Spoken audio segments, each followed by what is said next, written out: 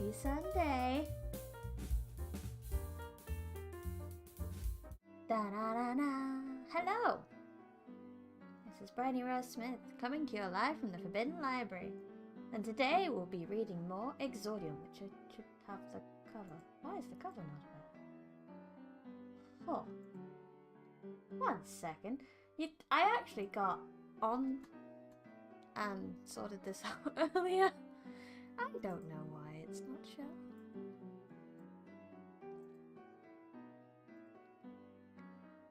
Oh, hello, Luke Raptorwell.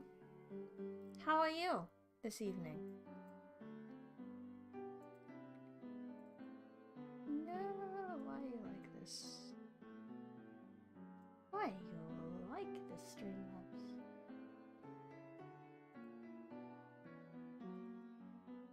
Oh boy.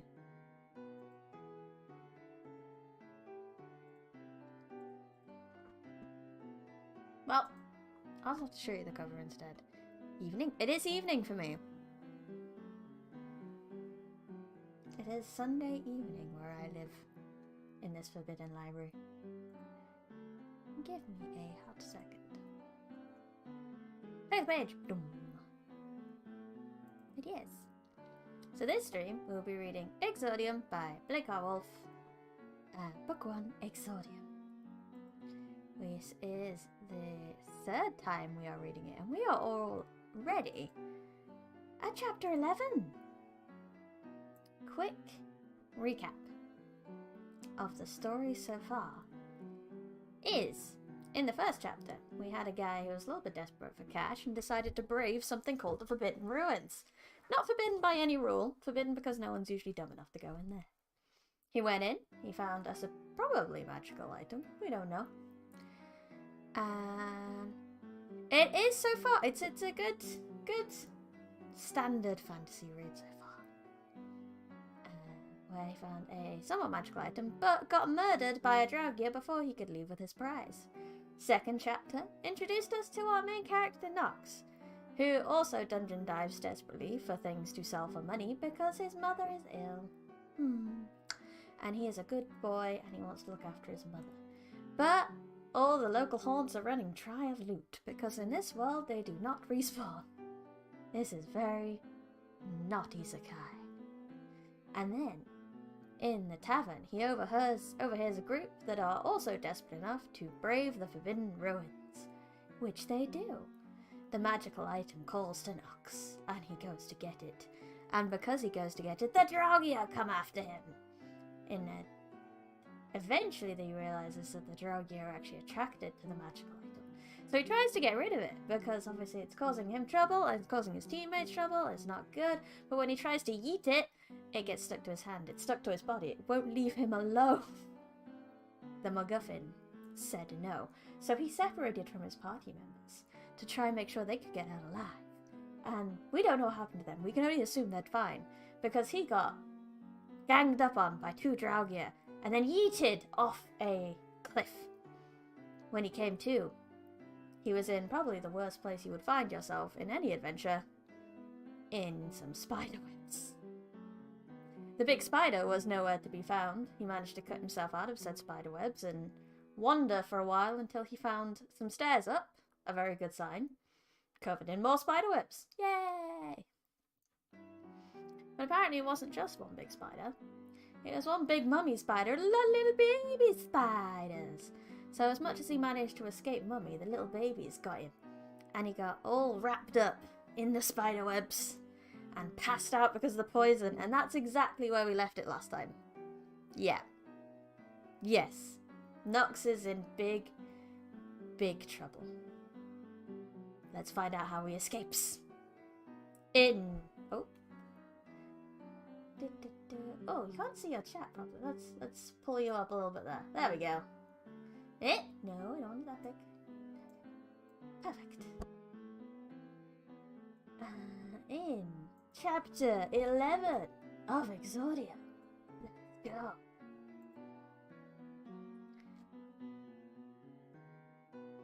That's okay. Thank you for coming. The eyes again. All 3 pairs staring down at him. He was getting tired of seeing them, if he was being very honest. Every time he closed his eyes the past few days, they'd been there, haunting him, like spectres. He expected voices once more, but they were silent and unmoving. For a long time, they stayed like that, and Knox was content to ignore them. They'd been the ones that got him into his current predicament, with the spiders. In a few moments, he'd be dead anyhow, sucked dry by the 8-legged monsters, his insides turned to slush. Besides, the eyes were probably just a figment of his imagination anyway, so it didn't really matter what happened. In fact, he figured he might as well tell them off while he had the chance. So who the fuck are you? So who the fuck are you supposed to be? He asked, his voice strange and hollow inside the velvet darkness. Ooh, 1 minute, I forgot to tweet, sorry. Do the tweets! Do the advertisements! Very important. I am very silly for not to remember. Ah, yay, that's fine. Someone else did it on the Discord for me. Yay. Yeah, I want to get a little soundboard or something going so I can have some different mood music for each bit. But for now, I'm running out of hotkeys on my keyboard for things. It's terrible.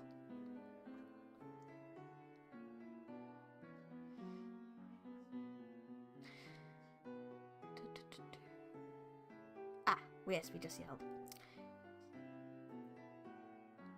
There was a hint of a hiss from his left, the slitted blue eyes glaring down at him. I told you he was not the right one. You are quick to judge, friend, a deep, gravelly voice said from his right, the beady brown eyes shifting to look left. We have done little to explain anything to this creature. Would you explain to a flea why you scratch in hopes it would quit biting? No! They do what they wish, driven by pure instinct. They are a pox on the land. I am not a flea, or a pox. Knox interrupted, turning his attention to the glaring blue eyes. And you're kind of an asshole. Impertinence! The voice roared, like waves battering against the shore. How dare you speak to me in such a manner? Quiet! A third voice, soft but commanding. The black eyes. Oh, is it? That's annoying. Thank you for telling me, though. Appreciate it. Let's have a look at these filters.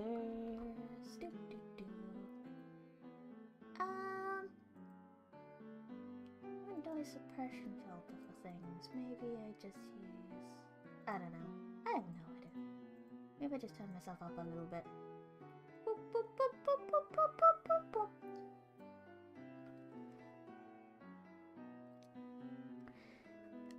Maybe I was getting a little too excited and it was like, stop being so loud.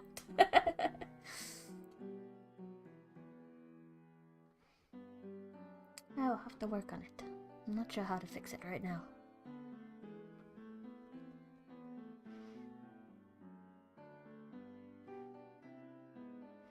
Quiet, a third voice spoke, soft but commanding. The black eyes filled with stars turned to look at Knox. You are called Knox, yes? Yeah, my name is Knox Vitalis.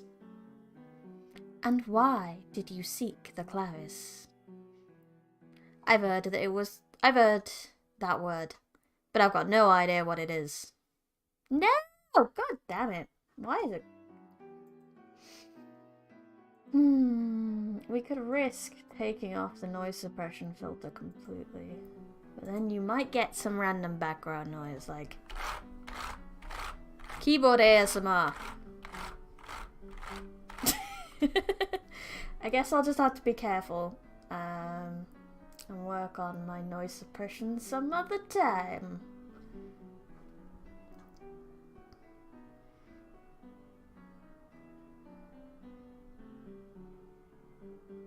Ah!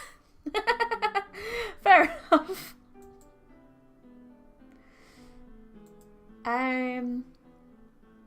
No problem. Gonna put my noise suppression back on for a little bit then, but I don't really want you to hear the keyboard ASMR. I won't lie. It's very loud.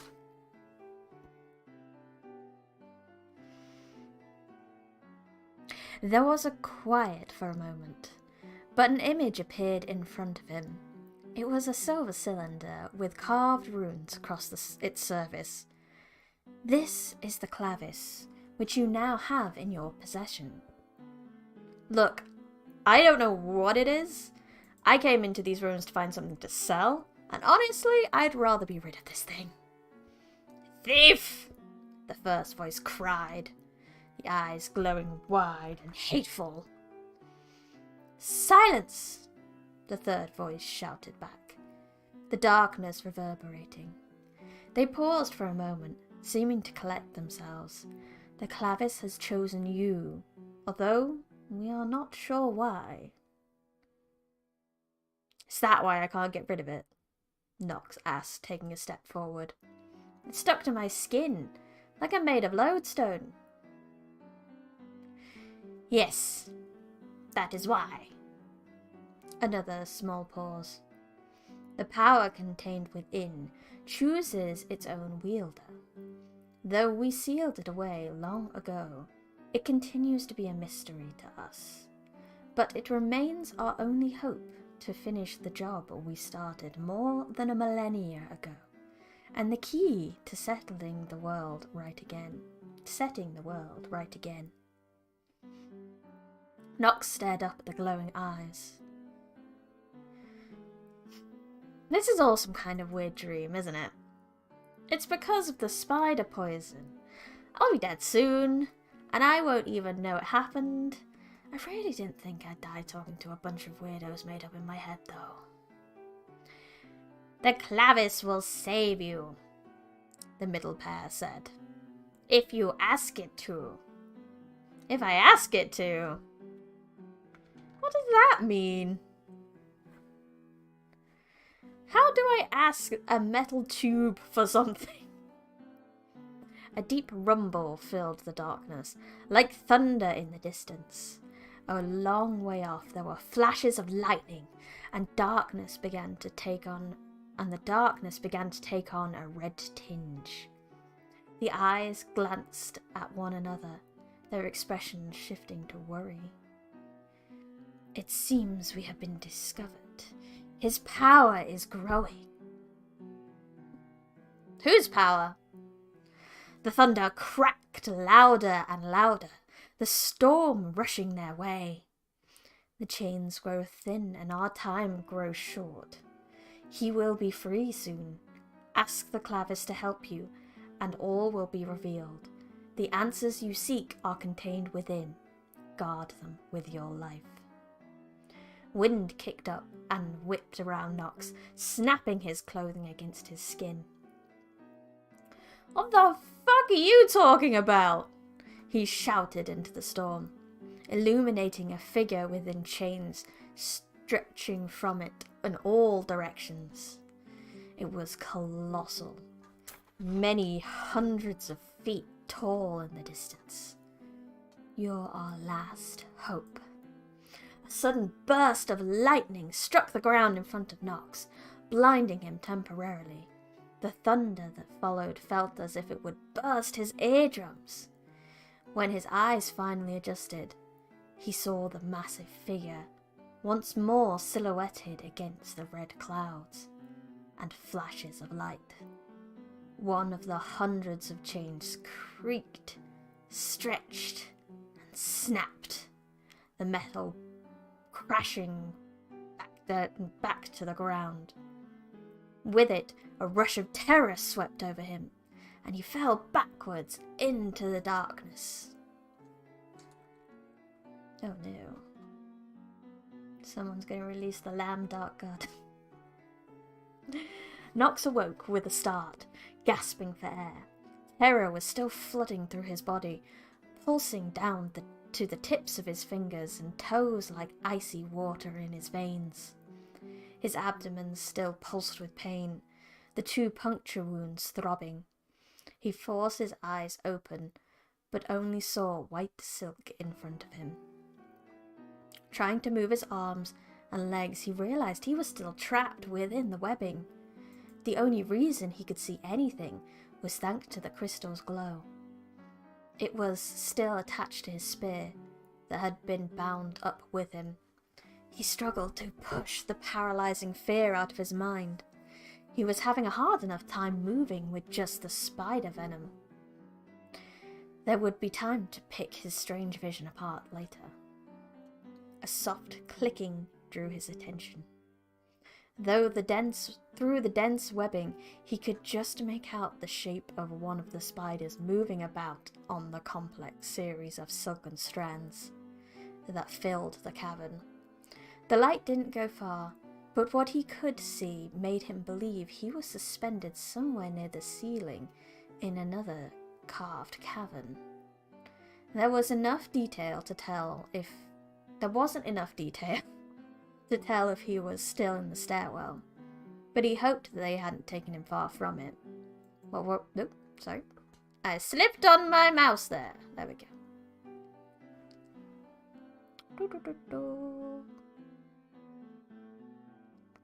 No, did it skip on one? Ah, there we go. There wasn't enough light detail to tell if he was still in the stairwell, but he hoped they hadn't taken him far from it. What worried him more was the sheer amount of spiders that were moving about the dense canopy of webs. There had to be at least half a dozen, if not more. All of them at least 5 times larger than himself. Oh no.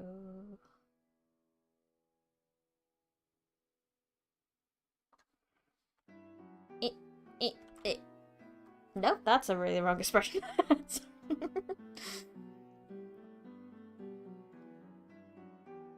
As they scuttled by, they turned to look at him, their fangs dripping with hunger and venom. Why, they hadn't eaten him yet.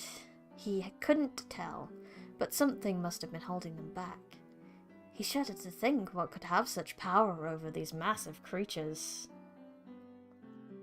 Inside the cocoon, Nox tried to wriggle one of his arms free without making too much noise. His sleeve was completely stuck to the webbing, the silky substance having soaked into the fabric.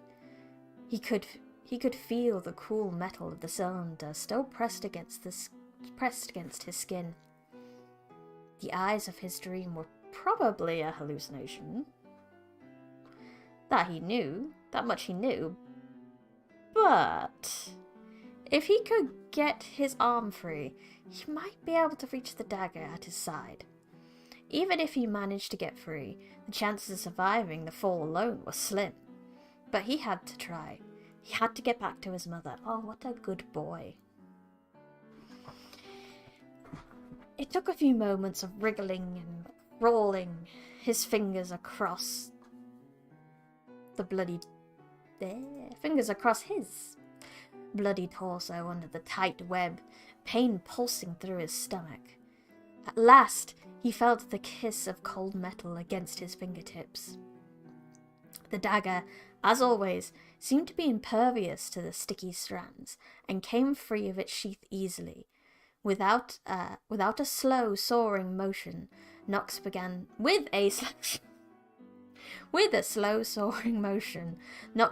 cut through what he could reach. At first, it was no more than a couple of strands, but as the weave loosened, he found he could move a little further with each cut. A few moments later, the dagger slipped through the shell of the cocoon unexpectedly, the knife so sharp that Nox could barely feel any resistance. The sudden movement knocked it from his hand. He tried to reach out for it, but the webbing still restrained him as it slipped from his fingers. A sinking feeling filled his chest as he waited. There was a brief moment of deafening silence before the clatter of metal sounded from below. All at once, the webs began to shudder, the massive spiders surging towards the noise. Loud hisses and clicks passed by Nox as they dropped to the floor, looking for the source of the sound. He was surprised none of them noticed the hole in the side of his bindings, and thanked his lucky stars for the distraction. Taking a deep breath, he stared up at the crystal mounted near the head of the spear, only a few inches from his face. It was the only thing left that was sharp enough to set him free. Yeah, arachnophobic's warning for this whole video. It's not good. If only it hadn't been bound up just as tight as he was, he might be able to pull it free. So, a low hiss from behind him. You are awake. Oh good lord, what is this? Nox stopped breathing immediately, the pain in his abdomen doubling as his muscles tensed in panic. Cold fear prickled over his skin as he heard the faint creaking strain of the silk behind him. He was almost glad he couldn't turn around to face whatever was speaking to him. It is rare for a creature such as yourself to wander into our domain, the voice continued. But you are most welcome here. It has been some time since my children and I have had a warm meal. I don't like this, Chrissy, wake up! I don't like this! The web began to shudder once more as a hairy white leg slipped into view in front of Nox. It was as wide as his own leg and covered in a smattering of small scars. More legs came around, 7 in total, with one partly missing, carrying a massive body larger than a warhorse. Joints creaked as the limbs bent, lowering a huge fanged head topped with too many eyes until it was level with his own. If I cared, I would ask you how you managed to escape the Draugr who haunt the ruins of Etana. But it is of no consequence. Soon you'll be nothing more than bones, just like your kind that wander in the deep so foolishly. Nox didn't know what to do as he stared down the creature in front of him. He was bound tightly, and any attempts to struggle free of the cocoon would surely land him another bite. Staring into the beady black eyes of the spider reminded... No, giant spiders should not talk. That means they have big brains. That means they can eat you easier. It's not good. He was bound tightly, and any attempt to struggle free of the cocoon would surely land him another bite. Staring into the beady black eyes of the spider reminded him of his dreams. Although they were more cold and hungry than he'd seen in the three he'd seen. He remembered what they'd said, to ask the cylinder for help if he needed it. Come, my children. Where's my... Savor each morsel, each juicy bite. The other spiders slowly rose into view, climbing their webs back up to the tangle of webs around Nox.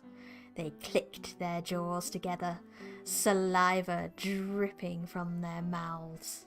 He didn't have anything left to lose by asking. In a moment, he'd be dead anyway. "Open," he whispered, sliding the end of the cylinder into his palm. "What was that?" the giant spider asked, cocking his head to the side. "Something you wish to say? Some last words, perhaps?"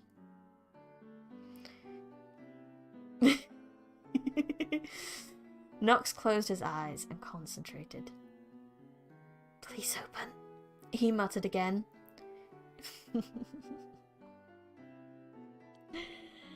"He's gone mad with fear," the spider chuckled, his clicking laugh sending a shiver up Nox's spine. "Don't worry. It's almost over." "Please open." Nox tried one last time, giving the cylinder a squeeze. But nothing happened. He'd known nothing would, but it was worth a try. He opened his eyes to see the gigantic spider leaning in, its fangs extended, ready to plunge into his shoulder. Hope left him as he closed his eyes once more, not wanting to see his own demise. At the moment he felt something strange, a warmth against his hand. Shifting his eyes downwards, he saw a white glow filling the palm of his hand. It grew quickly, swelling to an incredible brightness that forced him to look away. "What is this?" the spider hissed, shielding his eyes from the light. The metal in Nox's hands seemed to melt away, enveloping his entire body in a pleasant heat. The light suddenly pulsed from his body, filling the cocoon and the cavern around him. All the spiders cried out as if in pain, hissing and skittering away as fast as they could. Another pulse came, this one more forceful than the first, ripping apart the spider's webs. "What sorcery have you brought into our den, my children?" Nox felt one of the spider's tree-like legs collide with him, the bone in his arm snapping like a twig as it struck. He cried out in pain, but just as he did, the light seemed to double, as if angered by the attack. Energy began coalescing around him, like lightning crackling through the air.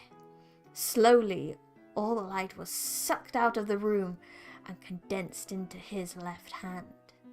Just as the spiders pulled their legs down from their eyes.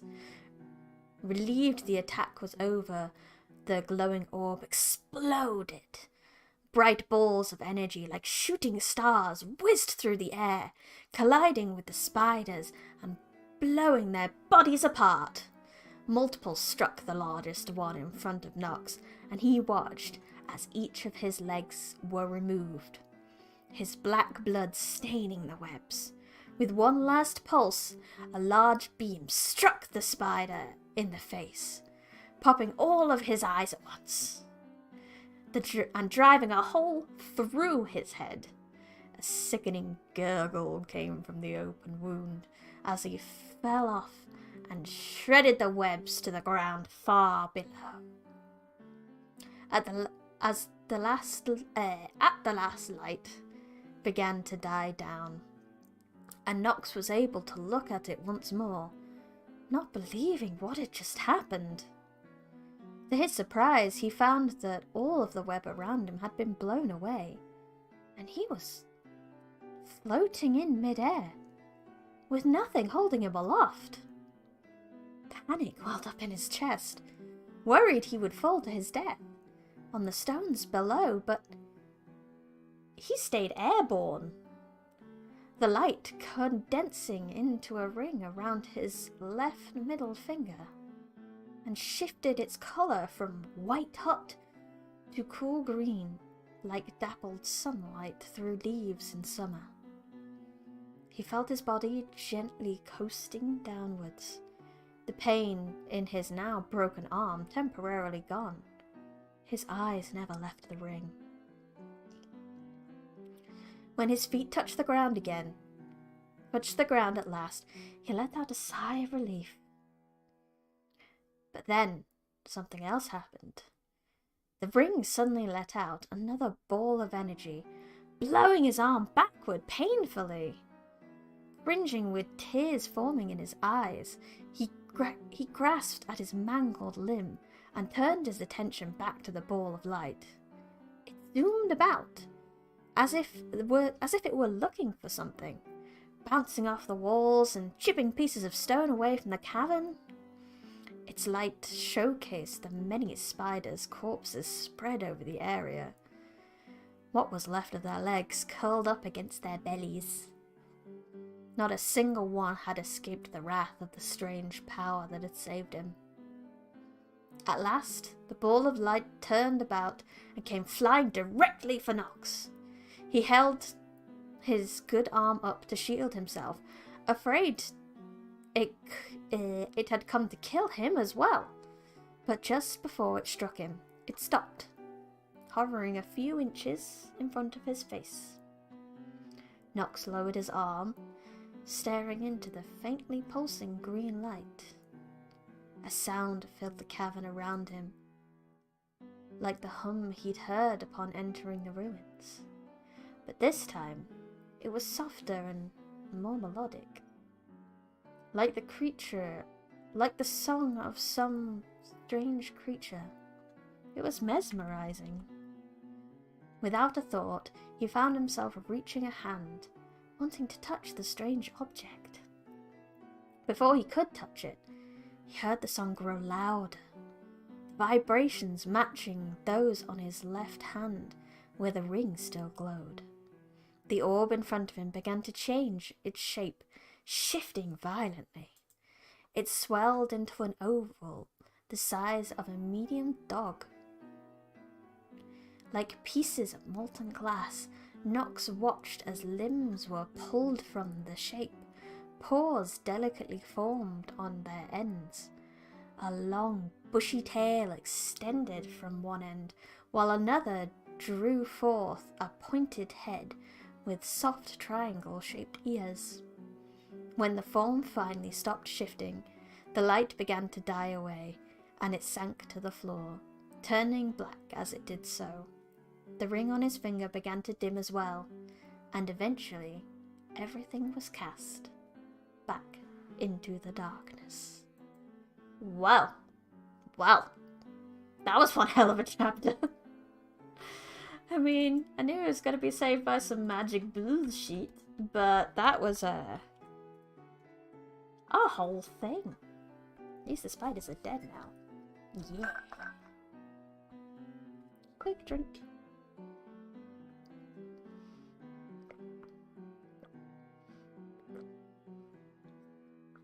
Indeedy. And now he has a magical companion, I guess? Question mark? I hope it's a big fuzzy wuzzy doggo. Oh, that's okay. I hope you enjoyed what you read so far. If you would like to buy the whole story, there's a link in description. But yes, thank you very much for coming. I appreciate it. Nice to see you. Bye! And on to Chapter 12. Let's see what this animal companion is.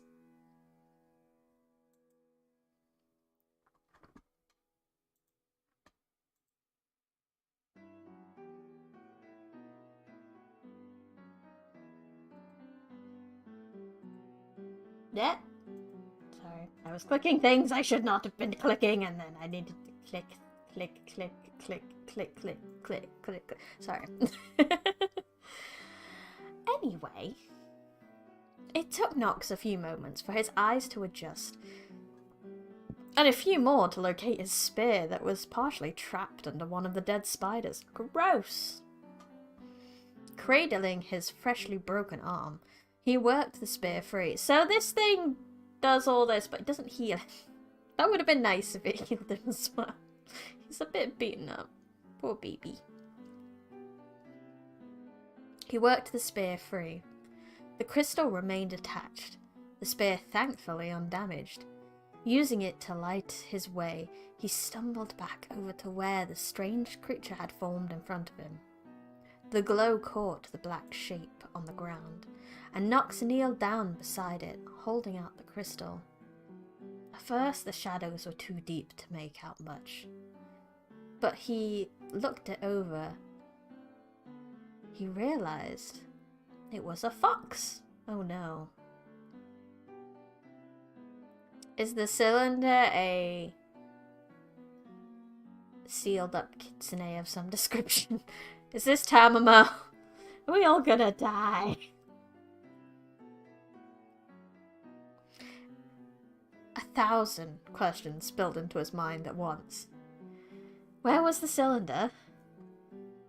Had the trio of eyes in his dreams been real?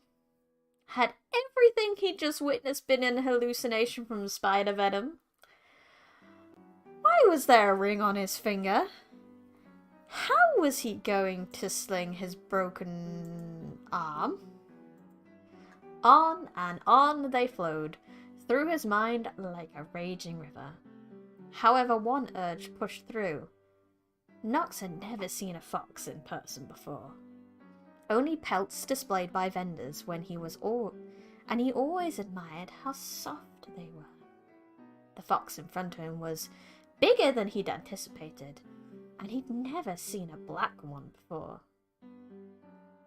He put his spear on the ground, reaching out a hand to pet the creature in front of him, wondering if it was real or just a figment of his imagination. Priorities! I appreciate the priorities. When I see fuzzy thing, must pet. Many injuries, but fuzzy thing, must pet. Approved. A thought stopped him at the last second, and he recoiled. This was magic. There was no doubt about it. He'd been so desperate to live that he'd resorted to magic that would surely bring about his ultimate demise. Sure, he could claim ignorance, but that wouldn't stop the Holy Knights from hunting him to the ends of Icarus. They had ways of finding people who messed with the arcane arts. He'd survived for the moment, but even if he somehow miraculously made it out of these ruins, he'd be a dead man in less than a month, especially with Captain Ragavir and his men had anything to do with it. The creature in front of him began to stir, pulling him from his worries. Nox snatched up his spear and levelled it at the fox with his one good hand, preparing for an attack. He held his breath, watching as the small body began to shift. It uncurled and stretched out its front paws, toes splaying so only that the claws clicked against the stone. He got out his toe beans.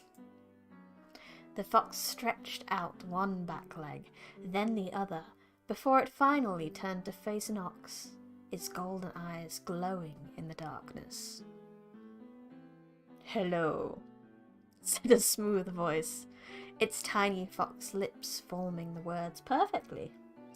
"My name is Lord," this is going to take me a minute to pronounce, Zikador?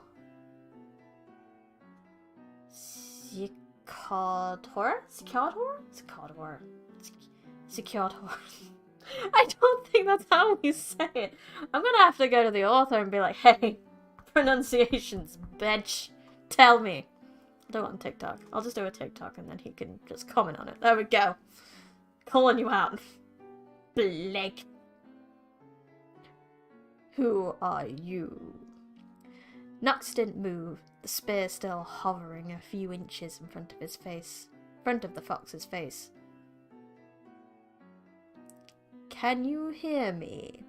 the fox asked, cocking its head to the side. Knox nodded his head slowly, taking a small step back. "Don't be afraid." He grinned, showing rows of sharp teeth. "I won't hurt you. You are the bearer of the clavis, and therefore my master as well. He got a doggo, a fox doggo, fox doggo, fox doggo, fox fox doggo." What the hell did the little softball mean by that? "I can see you don't quite understand," the fox continued, lifting a paw to lick and clean his ear. "You wear the ring that I am bound to. Therefore, you are my master. It's a fairly simple exchange."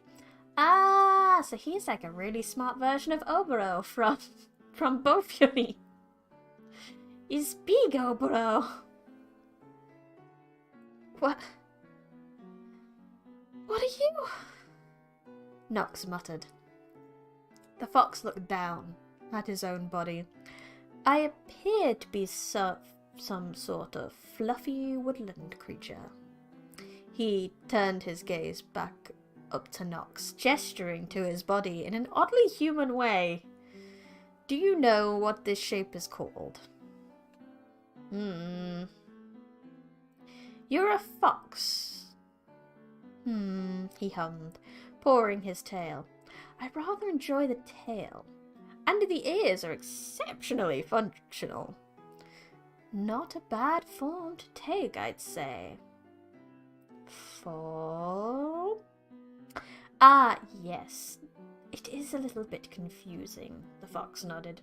"You see, I am not from wherever this is." He gestured about the cave with his right paw. "In fact, I am not sure how I even got here to begin with. I remember being amongst the stars with my brothers and sisters, and when I woke up here," he stared at Knox with his golden eyes, "I had the strangest dream about these 3 pair of eyes staring down at me. They are the ones that told me about the ring, and my being bound to it now. They said they needed my help, but they were a little skimpy on the details. Do you know what they need?" "Ah, you've seen the eyes too." "Ah, yes, I believe they were blue, brown, and the ones that looked like they were full of stars." Knox couldn't believe what he was hearing. "Do you know who they are?" "I feel like I know, but I can't seem to remember." "Oh, that's the fox."